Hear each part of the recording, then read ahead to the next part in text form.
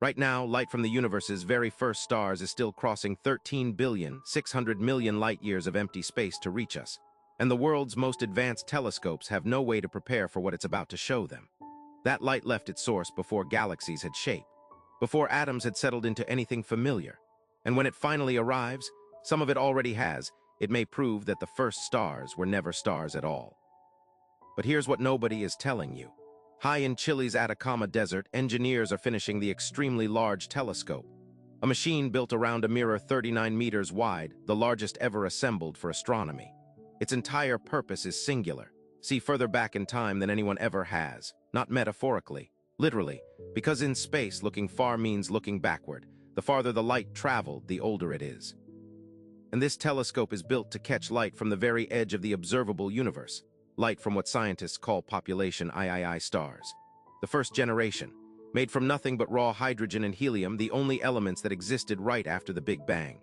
No heavier elements yet, no carbon, no oxygen, no iron, just the rawest fuel imaginable, collapsing into stars that may have burned hundreds of times hotter and heavier than our sun. Stars so violent they lived for a few million years and detonated, seeding the universe with everything that came after, including us. No human has ever seen one, not directly, not once. And that's exactly what makes this project so unsettling, because we already got a preview. In 2022, the James Webb Space Telescope turned toward that same ancient darkness and found something that shouldn't exist: galaxies. Fully formed, massive, glowing galaxies dated to just a few 100 million years after the Big Bang.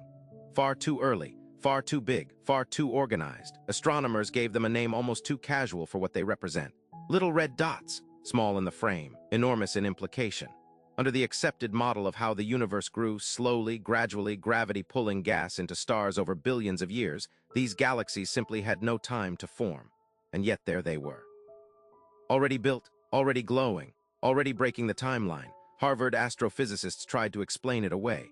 Overactive black holes may be gorging on gas and faking the brightness of a mature galaxy. Caltech teams ran the models the other direction. Maybe star formation just happened faster than anyone assumed possible. Neither explanation has held up cleanly. The numbers keep drifting back into impossible, and it hasn't been resolved. It's been sitting there, unstoppable, unresolved, daring the next generation of telescopes to look closer, which is exactly what the extremely large telescope is racing to do. And here's the part that should genuinely unsettle you. There's a theory, not fringe, published, peer-reviewed, championed by physicist Catherine Fries, that the first stars weren't really stars.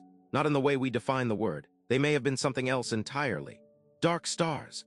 Objects built from ordinary hydrogen and helium, yes, but powered from the inside not by nuclear fusion, but by dark matter annihilating itself in their cores. Dark matter.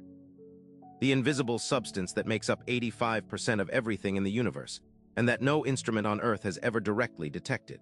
If dark stars existed, they wouldn't behave like normal stars. They'd grow far larger, burn far brighter, live far longer before collapsing. And if the earliest structures Webb detected are actually the wreckage or afterglow of dark stars instead of ordinary galaxies, that would explain the impossible brightness, the impossible size, the impossible speed. It would mean the light still crossing space toward us right now isn't proof of the first stars we predicted. It's proof of something we've never confirmed exists at all: dark matter, caught in the act of building the universe's first light. That is the open loop this telescope was built to close. And once it does, the implications don't stay confined to one strange class of object. If dark stars are real, dark matter stops being theoretical. It becomes something with mass, behavior, a fingerprint visible for the first time through the wreckage it left behind. Every textbook model of cosmic formation gets rewritten. Every timeline of how the universe built itself gets thrown out and redrawn. And it raises a colder question underneath all of it. If the first light in the universe wasn't starlight at all, then what have we actually been calling a star this entire time? The extremely large telescope isn't finished yet.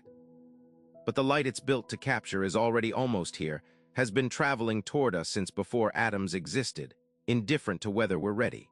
So when it finally arrives, and the first true image comes back from the edge of time itself, what happens if it doesn't look like a star at all?